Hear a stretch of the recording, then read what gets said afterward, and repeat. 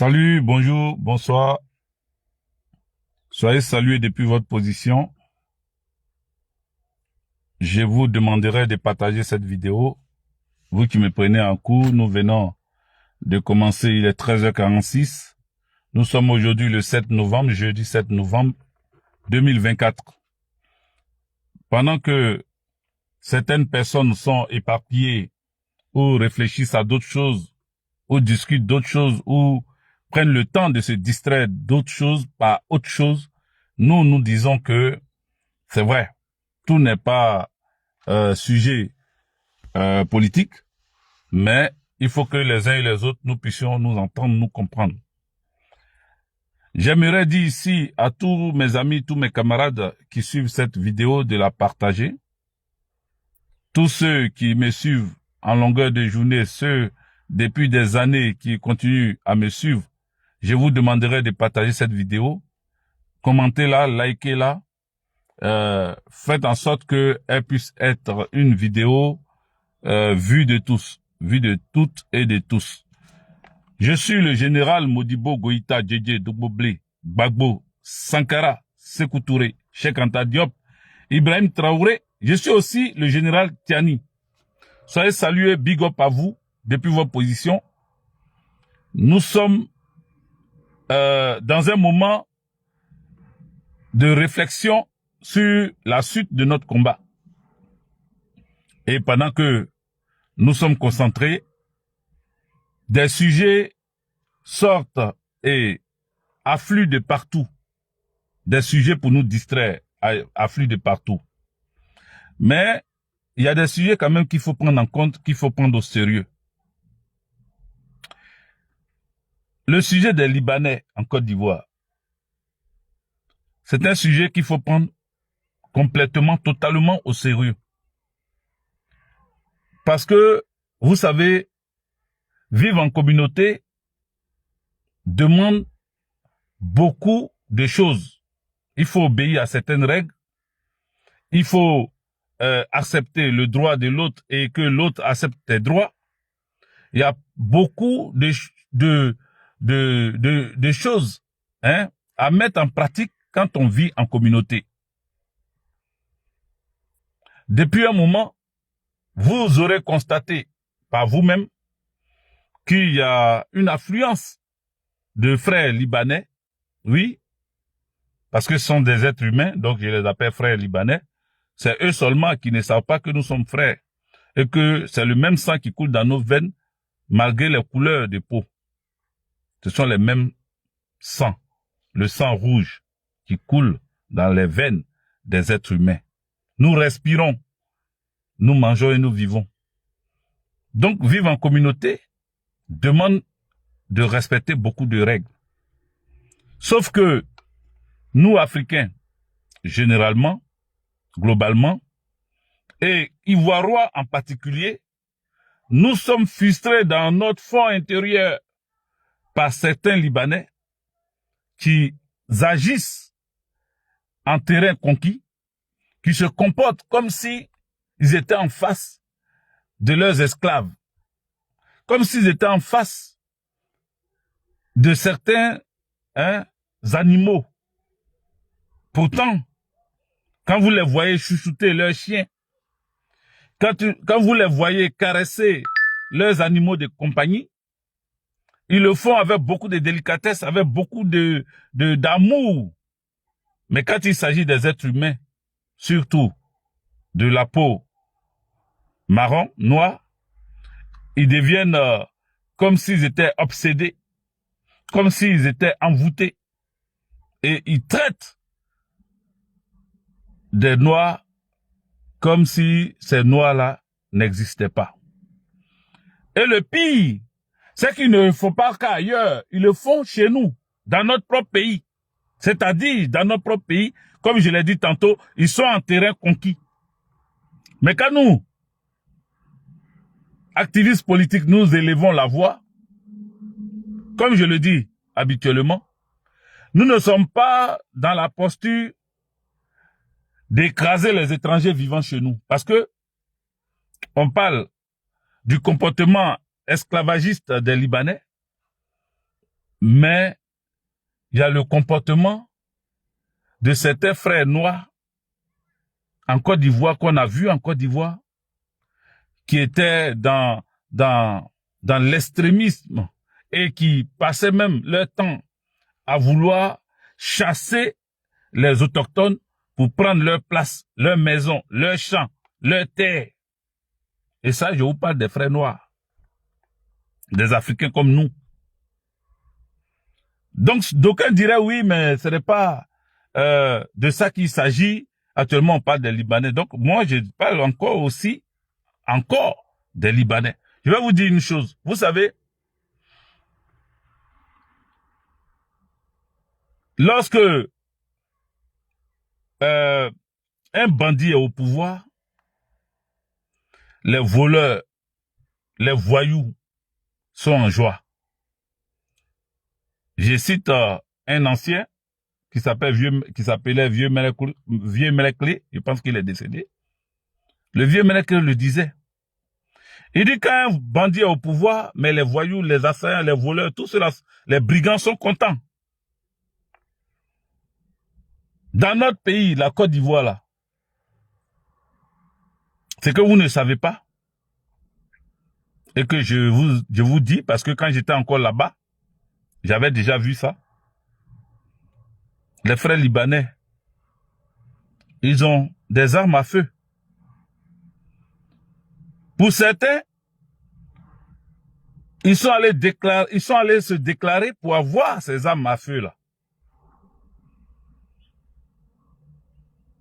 Notre pays n'a jamais ratifié, je sais pas, le droit de port d'armes pour chaque citoyen, pour que dans tel État ou dans telle ville ou dans telle commune ou dans telle région, on utilise des armes comme aux États-Unis, où il y a des États où les armes sont autorisées. Notre pays, je ne crois pas. Je ne crois pas que notre pays a ratifié un traité ou bien a décidé ou a voté une loi pour que toute la Côte d'Ivoire, les gens puissent avoir des armes à feu. Mais les frères libanais, là, ils ont ça. Ils ont les armes avec eux. Ils ont des armes.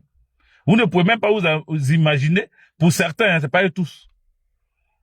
En tout cas, pour beaucoup. Ils ont des armes à feu. J'ai connu un Libanais qui avait 2 pistolets lui seul. 2 pistolets 9 mm, lui seul. Et ça, c'est ce que j'ai vu. C'est ce que j'ai vu. Il avait ça sous prétexte qu'il s'était fait trop braquer. Donc maintenant, il veut plus se faire braquer n'importe comment. Donc il se protège. Donc il avait ces armes-là avec lui. Et comme de temps en temps, je faisais mes gombos à lui, c'est-à-dire, j'allais le sécuriser. Donc il me passait un de ces pistolets-là, avec lequel j'ai travaillé avec lui. Mais c'est ce que j'ai vu. Mais beaucoup ont des armes. Et qui leur donne l'autorisation de ces armes, ils vont à la justice, puisqu'il y a un permis de port d'armes qu'il faut demander. Et pour avoir ce permis de port d'armes dans la légalité, dans les normes, il y a beaucoup de critères. Mais je parle des normes parce qu'on ne suit même pas ces normes-là. Il suffit d'envoyer quelques billets et comme eux, ils ont beaucoup d'argent. On dit ma connexion est lente. Les amis, mettez des cœurs. Kwani Toto, big up à toi. Mettez des cœurs. Mettez des cœurs pour que ça soit sécurisé. Parce que je vois depuis l'ordi connexion est lente. Oh, ma connexion est propre. Normalement, il ne devait pas avoir de connexion lente. S'il y a connexion lente, ça veut dire que des choses sont en train de se faire pour empêcher ce que je suis en train de dire. Or, ce que je suis en train de dire n'est pas contre les Ivoiriens, contre les Africains, n'est pas aussi contre les Libanais parce que nous avons quelque part des amis, des frères, des sœurs métissés ou même amis libanais directs à qui aussi on dit ce qu'on est en train de dire là. Beaucoup de Libanais se sont comportés en voyous en Côte d'Ivoire. C'est le ras-le-bol des Ivoiriens qu'on voit. Mais ce qui me chagrine et ce qui m'a toujours énervé dans cette histoire, c'est que nos chaînes de télé ne voient pas des personnes adéquates pour les inviter, des personnes de ressources, pour les inviter à venir discuter, donner leur avis sur la situation qui est en train de se passer dans notre pays. Des gens font la guerre au Liban. Certains combattants fuient avec ceux qui ne sont pas des combattants. Ils fuient et ils viennent en Côte d'Ivoire. Ils vont en Côte d'Ivoire. Ils rentrent dans le pays. C'est parce que les gens observaient depuis l'aéroport l'affluence des Libanais qu'ils ont commencé à se plaindre. Sanogo Moussa, big up à toi. Big up, Yason Kos, big up à toi. C'est parce qu'ils ont vu qu'ils ont commencé à se plaindre. C'est parce qu'ils ont vu qu'ils ont commencé à dénoncer. Parce qu'ils ont assez souffert. Ils ont assez souffert. Ils ont beaucoup souffert du manque de respect de beaucoup des Libanais. Il y a des anciens, il y a des gens qui ont vécu en parfaite harmonie avec des Ivoiriens, qui ont travaillé, qui ont pris des femmes, des ménages, qui ont travaillé chez eux, qui les ont payés correctement, qui les ont traités correctement, parce que payer correctement et puis maltraiter, ça fait deux. Donc, qui les ont payés correctement et qui les ont traités correctement. Il y en a qui ont construit des maisons parce qu'ils ont travaillé chez des Libanais. Les Libanais ont été les premiers, on va dire, des opérateurs économiques qui faisaient qui se rapprochaient de la population ivoirienne. Il y a des usines à la zone industrielle, c'est pour des Libanais. Donc, on a toujours vécu, pour certains, en parfaite harmonie. Mais pour d'autres, qui se croyaient intouchables, qui avaient des entrées au palais présidentiel, qui avaient des entrées dans le comment on appelle, dans les palais ou dans les ministères, eux là, qui se croyaient intouchables, se comportaient en terrain conquis. Aujourd'hui, ça les rattrape.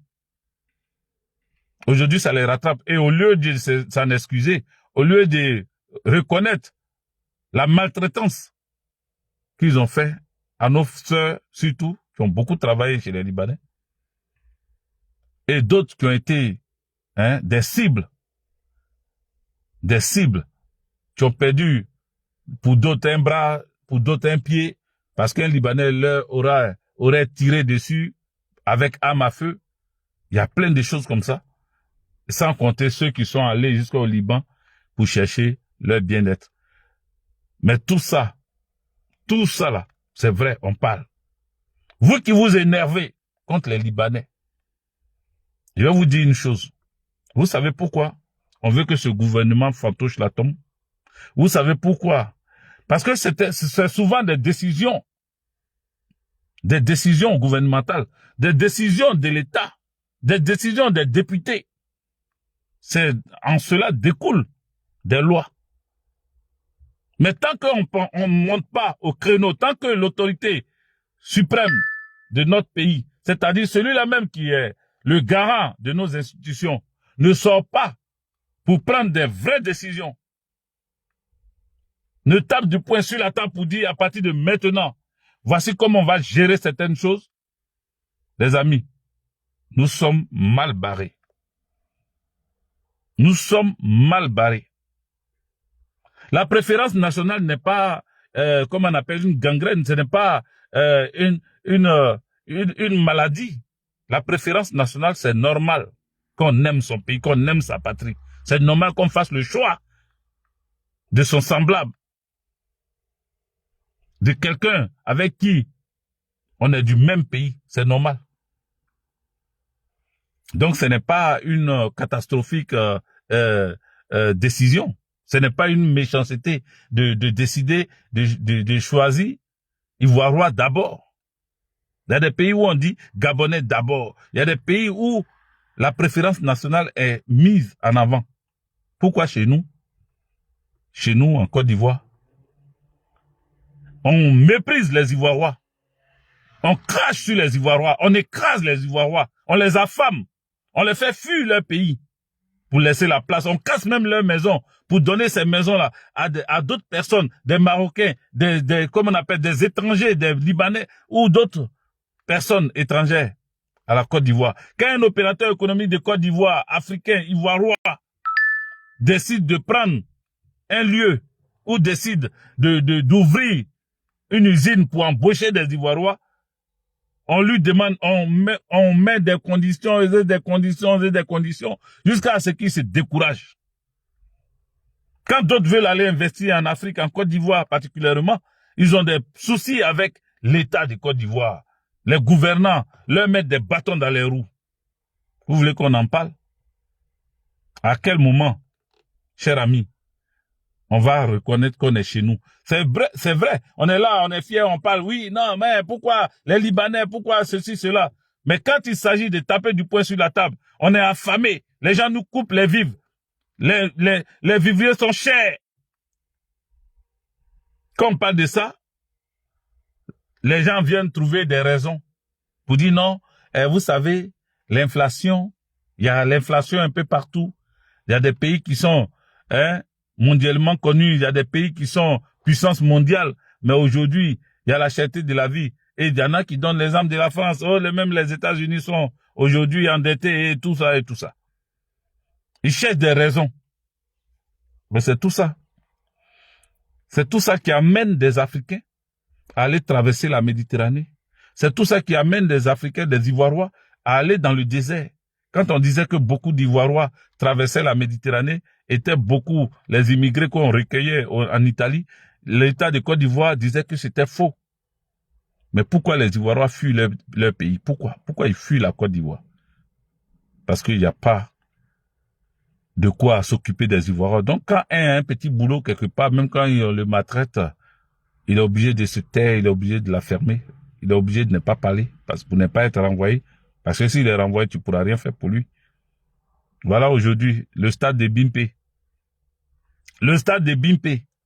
Les femmes de ménage, ceux qui sont recrutés pour l'entretien de ce stade-là. J'ai vu leurs vidéos en train de manifester leur mécontentement.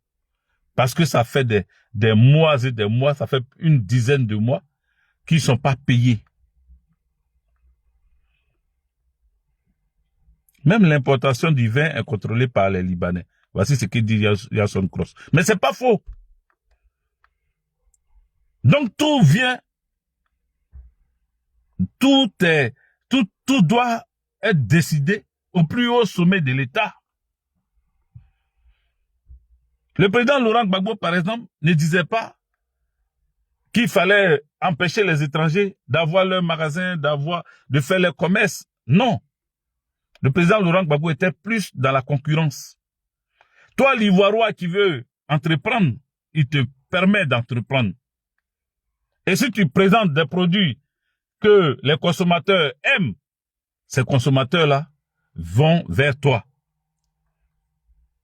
Si tu veux aller dans la boutique d'un Diallo ou d'un Mauritanien et que dans sa boutique, le paquet de sucre coûte 1200 ou 1500 et l'Ivoirois a ouvert sa boutique à côté et que dans sa boutique, il vend son sucre, le paquet de sucre à 500 ou à 600, tu vas préférer aller où? Le président Laurent Gbagbo voulait qu'il y ait cette concurrence. Pour que, quand l'Ivoirois fait pour lui à 600, le Mauritanien descend encore à 500, parce que la concurrence est là. S'il ne descend pas, il n'aura pas de clients. Voici les vrais combats. Et voici des vraies personnalités qu'il faut mettre à la tête de l'État. Mais Alassane Draman Ouattara, quand il a envie de pisser, il prend avion. Il vient en France, à Mougins. Quand il a envie d'aller aux toilettes, il prend avion. Quand il veut se laver, il prend avion. Quand il veut manger, il prend avion. Quand il veut déjeuner, il prend avion. Quand il veut se coucher, il prend avion. Et il ne prend pas avion avec son argent parce qu'il n'a rien. Il a fait croire à ses supporters qu'il avait beaucoup d'argent. Mais il n'a rien. Il se sert dans les caisses de l'État. Alassane Draman Ouattara a, comment on appelle? Il a son, comment ils appellent ça même? Il a un budget de souveraineté. Il a un gros budget de souveraineté Ce qui lui permet de se pavaner, de faire ce qu'il veut. Il s'est octroyé un gros budget. C'est pas une loi qui a voté ce budget-là, c'est lui qui s'est octroyé plus de 300 ou 400 et quelques milliards avec lesquels il se pavane. En un an seulement, quand tu comptes combien de fois Alassane Dramane, quand tu prends un mois même, faut pas prendre un an, un mois même, est-ce qu'un chef de l'État d'un pays sérieux, un pays qui se dit souverain, peut en un mois voyager au moins 2 ou 3 fois pour aller vers la France? Ce voyage-là, il va pas ailleurs. Hein. C'est vers la France, c'est dirigé seulement. Il vient en France ici, à chaque fois. Qu'est-ce qu'il vient faire? Pour se soigner, il vient en France. Il prend l'avion. Et c'est dans les frais du contribuable ivoiriois. C'est de ça qu'on parle. C'est pour ça qu'il faut se fâcher et puis dire non. C'est fini. Ça là, il faut que ça s'arrête. Alassane Dramane Ouattara a montré son incapacité de diriger la Côte d'Ivoire. Ça, c'est un fait. Et comme il n'a pas d'argument politique, il n'a pas d'argument social, il n'a pas un argument social, il n'a pas de, comment on appelle, il n'a pas d'argument, comment on peut appeler ça, économique. Comme il sait qu'il n'a aucun argument à apporter aux Ivoiriens et aux Ivoiriennes, il préfère passer son temps à emprisonner les opposants. Il préfère passer son temps à chasser les opposants de leur terre. Il préfère museler les journalistes.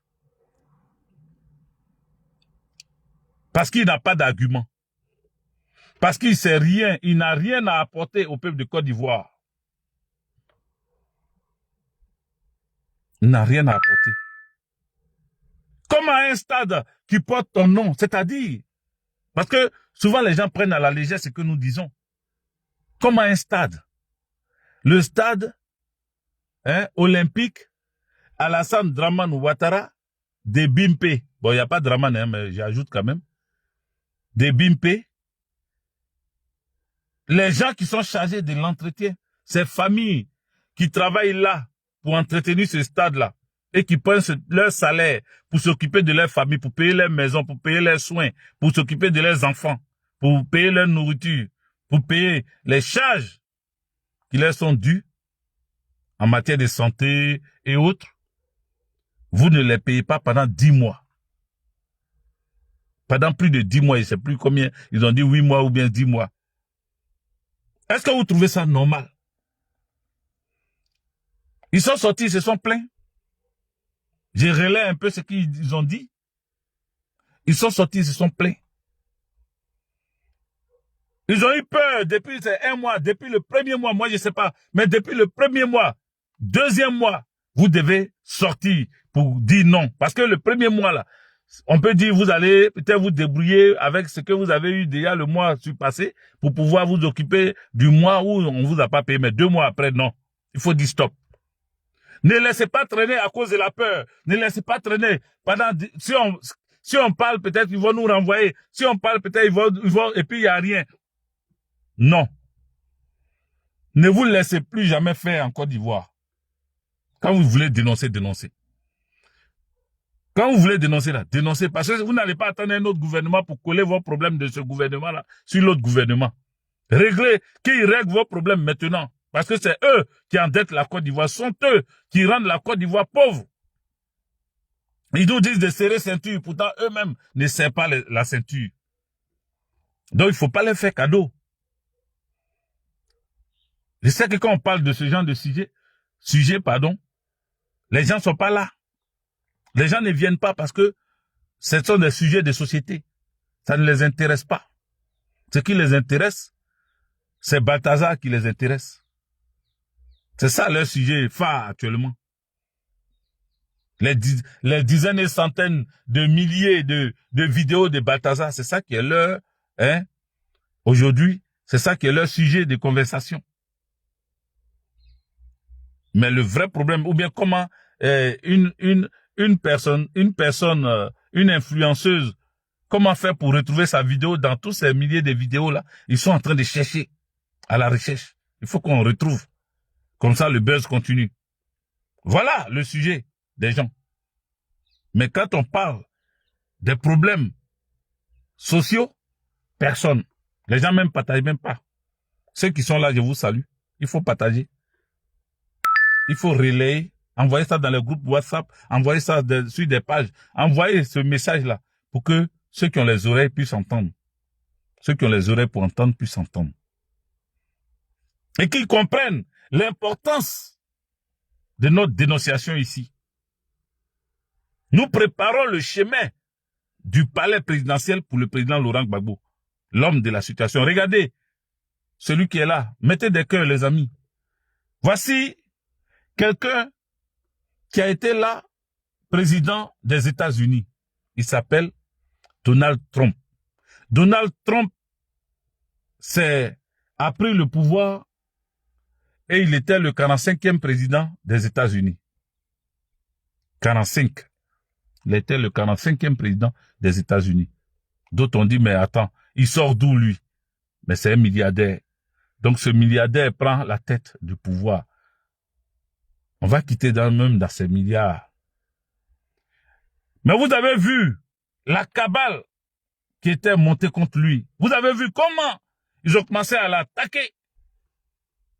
Parce que, quoi qu'on dise de ce monsieur, il a des comportements, de rupture.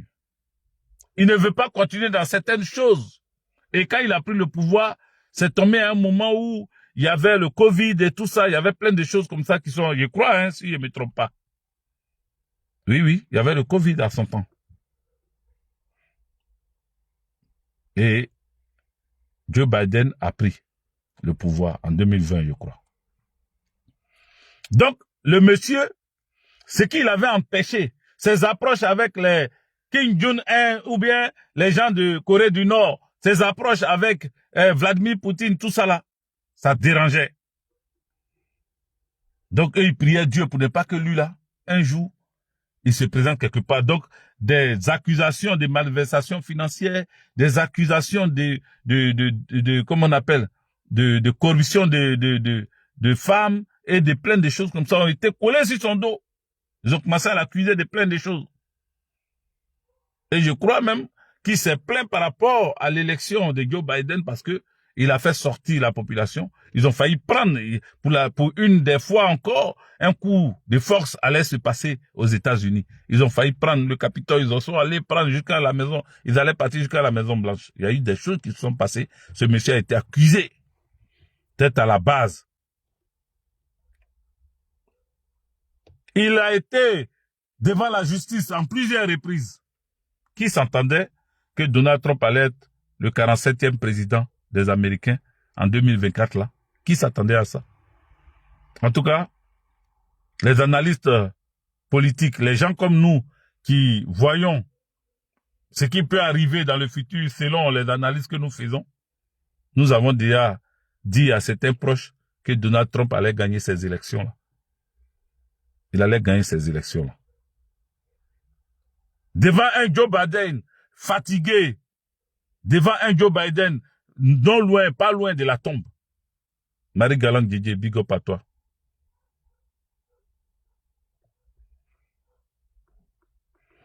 Alain Zézé, sois salué. C'est ça. Les Américains ont regardé entre Joe Biden, qui se perdait, qui ne retrouvait même plus ses mots, qui ne pouvait pas diriger ni physiquement ni moralement, parce qu'il était fatigué. Il tenait même plus vraiment sur ses jambes, parce qu'ils étaient obligés de le pomper pour qu'il tienne sur ses jambes. Ils ont dû le forcer à laisser sa place. Mais à qui? À Harris. On dit Kamala Harris. Kamala Harris a pris la tête du truc, mais à quel moment? Et puis, Kamala Harris allait apporter quoi de nouveau? Parce que souvenez-vous que des Ivoiriens, des Africains ont veillé pour l'élection de Barack Obama et ce que Barack Obama a montré aux Africains. Vous-même, vous avez vu dedans. Ça a été la désillusion totale. Une désillusion qui ne dit pas son nom, qui atteint ça là aussi. C'est-à-dire, voici quelqu'un sur lequel les Africains ont mis leur espoir et d'autres pensaient même voter pour, c'est-à-dire pour les Américains, à la place des Américains, parce que ils croyaient que quand Barack Obama allait prendre le pouvoir, ça allait être un changement en Afrique, ça allait être un bouleversement de tous ceux qui imposent leur dictat sur les Africains, ça allait changer. Sauf que Barack Obama est venu pour travailler pour les États-Unis d'Amérique. Et il a montré aux yeux de tout le monde que il a été élu par des Américains. C'est pour cela que j'ai un ami qui m'a demandé, Marcel Akotcholo, c'est mon ami, il m'a demandé, il dit, mais donne-moi ton avis sur la victoire de Donald Trump. Est-ce que c'est bien pour nous, en tant que Ivoiriens, en tant que pro-Gbagbo et tout ça? Est-ce que c'est bien pour nous? J'ai répondu ceci, et je le dis ici, pour tous ceux qui se posent la question, cette même question-là, est-ce que l'accession au pouvoir de Donald Trump est bon pour nous, Africains, et en particulier Ivoiriens? Je vous réponds, parce que j'ai répondu ce que je vais dire maintenant à mon ami. J'ai répondu ça à mon ami Marcel Akotcholo. J'ai dit, la seule personne qui est heureuse et qui est en joie pour l'élection de comment il s'appelle, Donald Trump, c'est l'Américain qui allait le voter. La seule personne qui peut se taguer d'être en joie, de sauter et de dire que l'élection de Donald Trump est bon pour elle, la seule personne là, c'est l'Américain lambda qui allait aux urnes pour aller voter Donald Trump. On n'élit pas un président dans un pays quelconque, puissant soit-il, pour que on soit heureux dans un pays de tiers-monde, dans un pays qui n'est même pas en voie de développement, un pays qu'on annonçait être émergent en 2020. On n'élit pas un président d'un autre pays pour faire plaisir à des populations d'un pays très, très, très pauvre. Non. Ceux qui ont élu leur président l'ont élu pour l'Amérique. C'est eux seuls qui peuvent être en joie parce qu'ils ont élu celui que eux ils voulaient. Si toi, mon ami, qui me regarde, tu veux être en joie, c'est à toi de porter celui que ton cœur veut au pouvoir. Pour que toi aussi tu sois heureux. Pour que toi aussi tu sois en joie. Pour que ça soit bon pour toi. Tu n'élis pas ton président pour que ça soit bon pour les autres. Non. Assimi Goïta n'est pas plébiscité par les Maliens parce que c'est bon pour les Ivoiriens. Non. Ibrahim Traoré n'est pas plébiscité par les Burkinabés parce que c'est bon pour la Côte d'Ivoire. Non. Le général Tiani, là, ils n'ont pas accepté qu'il soit président au Niger pour que les Ivoiriens soient en paix ou soient heureux. Non. C'est à toi, l'Ivoirien, l'Ivoirienne qui me regarde, de mettre celui que ton cœur veut. Parce que si tu ne vas pas le mettre là, toi-même, tu seras heureux ou heureuse de voir celui que tu ne veux pas là au pouvoir, ou même celui que tu veux au pouvoir. Apporte ta pierre à l'édifice. En quoi faisant? En te faisant enrôler. Ça, c'est une première des choses. Parce que sans l'enrôlement, c'est pas par surprise que tu vas dire, ah, maintenant j'ai envie de voter. Ah, lui là, son programme me plaît bien. Parce que depuis là, je voyais pas son programme. Donc c'est maintenant, je vais le prendre. Ça serait déjà trop tard. Ton nom ne sera pas sur la liste. Enrôle-toi. Tu mets ton nom d'abord. Et puis si tu n'as pas, le jour du vote, si tu n'as pas envie de voter, on va pas aller te chercher à la maison pour dire, tu t'es fait enrôler, mais pourquoi tu n'es pas venu voter? Non. Donc, enrôle-toi d'abord. Et la deuxième chose que tu vas faire, le deuxième acte que tu vas poser, c'est d'aller mettre ta voix dans l'urne pour choisir ton candidat.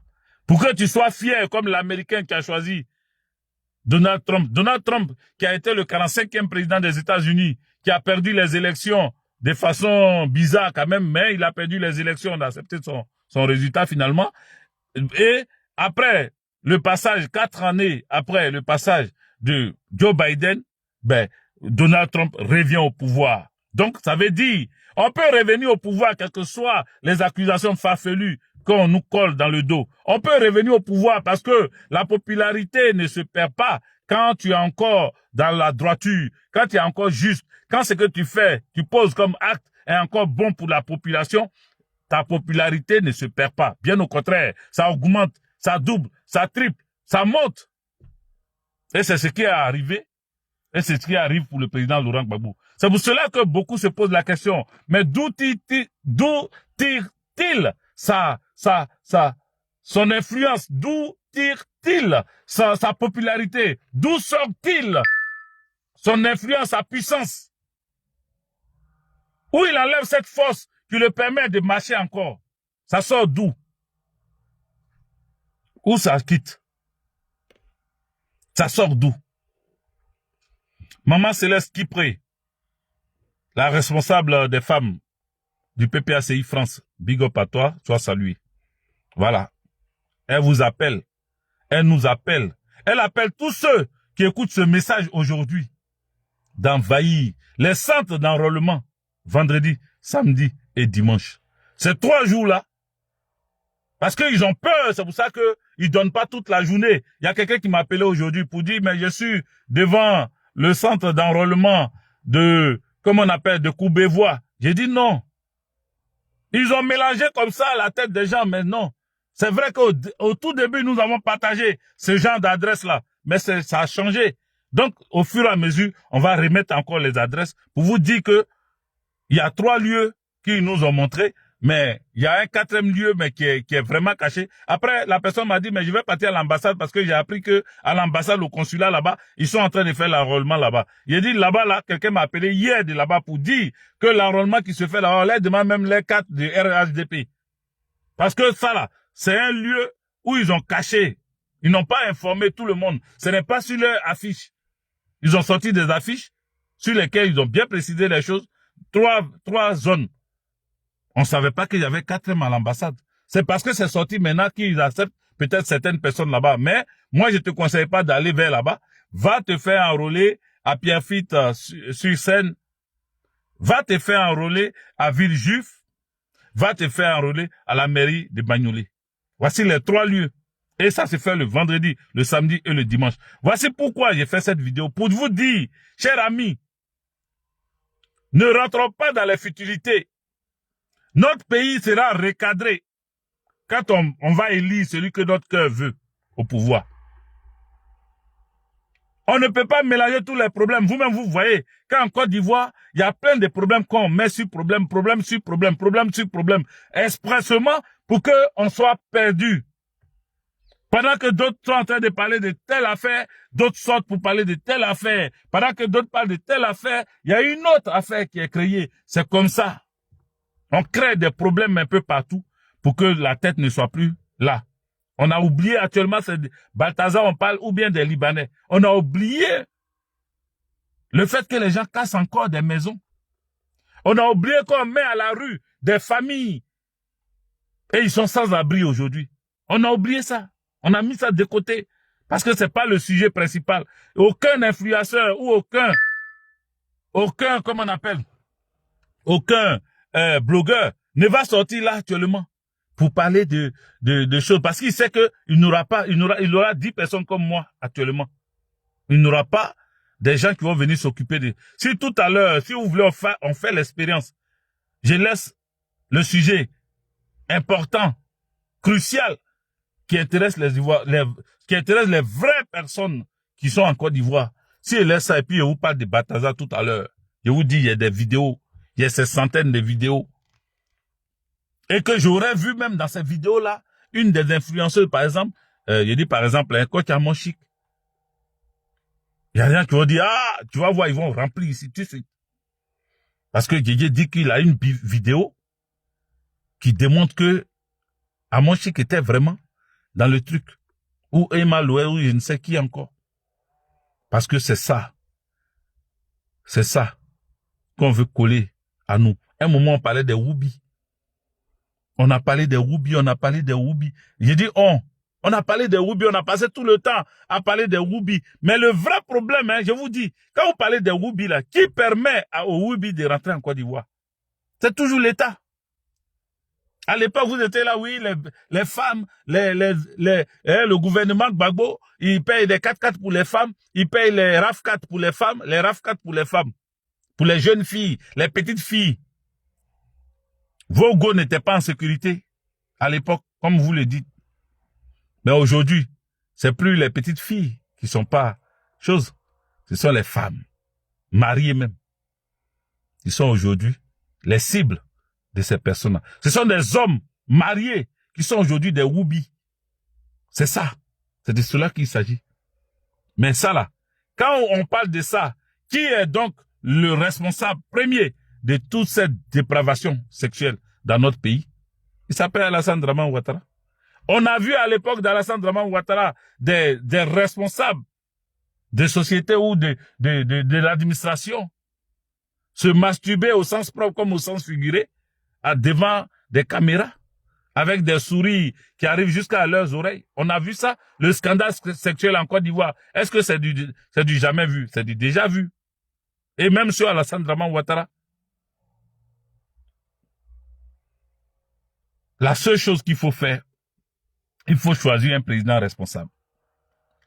Il faut choisir un homme qui va faire asseoir un parlement sérieux dans lequel on discute politique. Et cette politique-là, en discutant des lois, on pense aux populations qui doivent appliquer ces lois-là. Parce qu'aujourd'hui, notre parlement est rempli de RHDP, RDR, qui ont perdu toute la valeur africaine, toute leur valeur africaine. Ils agissent par l'argent, mais ils agissent pas par l'humanisme. Ils sont concentrés sur l'argent. Les perdièmes qui gagnent, les primes qui gagnent, quand ils votent des lois à la con au Parlement, c'est sur ça qu'ils pensent. Ils ne pensent pas à la population, ni aux Ivoiriens, ni aux Ivoiriennes. C'est pour ça, encore une fois, je lance encore un ultime appel pour dire aux uns et aux autres, ton choix là, il faut que ça soit bien calculé, il faut que ça soit bien étudié. Que ton choix soit le président Laurent Gbagbo, qui peut te sortir de ces malversations financières, qui peut te sortir dans cette pauvreté accrue, qui peut faire de telle sorte que tu puisses te retrouver ton sourire. C'est lui qui peut mettre cette cohésion nationale-là en place. C'est lui qui peut créer la réconciliation. Il s'appelle Oudou Laurent Gbagbo. C'est dès maintenant qu'il faut t'attacher à lui. C'est dès maintenant qu'il faut t'approcher de lui. C'est dès maintenant qu'il faut le comprendre. Et pour démontrer que tu es prêt pour cela, va te faire enrôler. Ce n'est pas encore fini. Hein. Ce n'est pas encore fini. Il y a encore le vendredi, demain, samedi et dimanche. Va te faire enrôler. Peut-être qu'ils vont prolonger. Mais s'ils prolongent, c'est encore bon. Mais pour le moment, faut pas attendre qu'on dise qu'ils ont prolongé ou pas. Toi, va mettre ton nom sur la liste électorale. Si ton nom y est déjà, va vérifier. Si tu n'as pas oublié quelque chose, peut-être tu as changé d'adresse, tu as changé de pays, tu étais en Italie, tu es venu en France, ou bien tu étais en Allemagne, maintenant tu vis en France, ou bien tu étais en Côte d'Ivoire, maintenant tu es en France. Va vérifier même ton adresse. Et que tu donnes la bonne adresse. Bien sûr, avec un justificatif de domicile. Et puis ton passeport. Et puis ça passe. Crème. Tu es nouveau majeur. Tu as un enfant qui vient d'atteindre ses 18 ans. Soulève-le. Va. Va, il va avoir son récépissé. Dis à ton enfant de le faire. C'est pas une affaire de non, moi, votre affaire de politique, non, votre affaire de Côte d'Ivoire, je suis pas de... Non, non, non, non, non. C'est ton enfant, c'est ton sang ou bien c'est pas ton sang. Il faut parler à ses enfants. Il faut parler à ses enfants. Ma fille est allée se faire enrôler. Ah, elle suit de très près l'actualité politique de son pays. Elle est étudiante aujourd'hui, en France ici. Elle est à la Sorbonne de Paris. Elle suit de très près ce qui se passe dans son pays. Elle cherche à comprendre. Et elle dit, ça va pas se faire sans elle. 2025, là, va pas passer sans elle. Il faut qu'elle laisse son bulletin de vote pour choisir celui qui va diriger la Côte d'Ivoire, son pays d'origine. Donc, fais-le pour ton enfant. Dis à ton enfant d'aller se faire enrôler. C'est de cela qu'il s'agit. Je pense que j'ai assez dit. On a mis combien de temps? 45 minutes. Ah oui, j'ai duré quand même. En tout cas, je voudrais vous dire merci. Merci d'être venu sur ce live. J'ai un petit souci. Hein. Voilà, j'ai un petit souci. Mon autre téléphone, quand je pouvais poster les vidéos dessus et puis partager ça sur plusieurs pages, mais ce téléphone-là, comme il vient de l'acheter, c'est en train de... Je l'ai acheté à cause de l'espace. Voilà, ça a beaucoup d'espace. Parce que mon iPhone est bloqué. Mon iPhone, à chaque fois, même quand je vais prendre photo, on dit l'espace est plein, donc il faut changer. Et il faut l'espace est plein, il faut changer. Comment on appelle? Il faut vider le truc. Donc j'ai préféré mettre ça de côté et puis j'ai pris ça. J'ai pris ce nouveau téléphone qui a plus d'espace et qui a une qualité de vidéo propre. Mais il me faut que je revoie, voilà, toutes les applications, les choses que je mettais dedans pour que ça marche. Je vais essayer de retrouver ça pour voir comment, mais pour le moment, je ne peux pas composter, donc j'irai peut-être sur TikTok. Voilà, rendez-vous sur TikTok, les amis. Voilà, rendez-vous sur TikTok, on va se parler là-bas. Là, je sais pas l'heure. Voilà, je sais pas l'heure. Mais on va se parler. Depuis là, je vois connexion lente. Depuis quand ma connexion lente? La connexion, j'ai pris ce téléphone avec beaucoup de gigas d'internet. Pourquoi à chaque fois on met connexion lente? Je sais pas, mais bon. Merci à vous. Bonne journée et puis je vous embrasse. Ciao.